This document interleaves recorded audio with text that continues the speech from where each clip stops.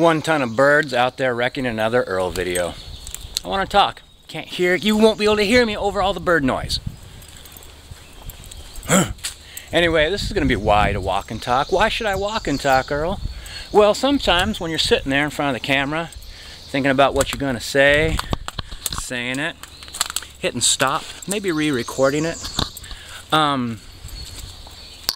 while you do get a message out, and while it is nice to understand you and nice that you understand yourself, if you walk and talk, if you're walking along,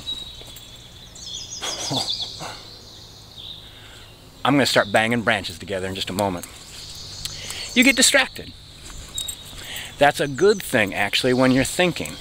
It's good to have your mind travel along a path, like it does, gets off the path, and then you come back to the path, but like I say I walk off the path over that way. I'm not going to do it because it's all muddy and icky. You come back to your original thinking from a slightly different perspective. Might just be a perspective of distraction. So you're thinking, where did I leave off? What was I saying and why? Or it might actually get you far enough away from your thoughts that you have room for another thought to occur. Is that a reptilian flyover? Boy! You have another thought occur, which sometimes it's the missing piece of the puzzle. Flowers.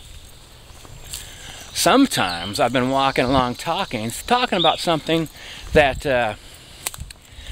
I wasn't aware of it, but I was talking about something kind of bad happening to somebody else, and me taking a little bit of like a feeling of it's like there is something in the misfortune of others that does not quite displease us. It's part of human nature. It's not who I want to be.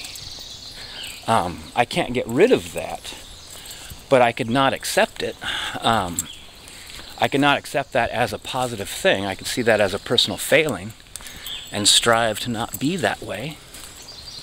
And I learned that from walking along and suddenly kind of like thinking about what I was saying, realizing that's not who I want to be. Didn't know it until I was walking along. Got distracted by a frog or something, maybe calling Aquila back to me because he's getting too far ahead or something. Anyway, I think that we're often looking for answers. We're also often asking questions so we can learn more, to collate data, as they say. And I really think that a lot of your own answers, you're already going to have them. It's fun to use other people as thinking tools, just like astronomers looking up in the heavens and making patterns in the shapes. You use those patterns to recognize other patterns, or use those patterns to recognize where you are.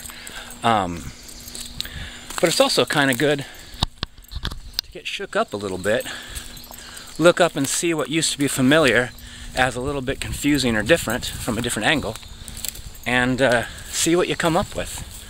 See if there's different shapes out there for you. Different shapes for your mind. And then in closing, I'll just have to say, Mr. Brownbag, this is not what I ordered. Look how tall that grass is over there. Oh man. Oh, good God.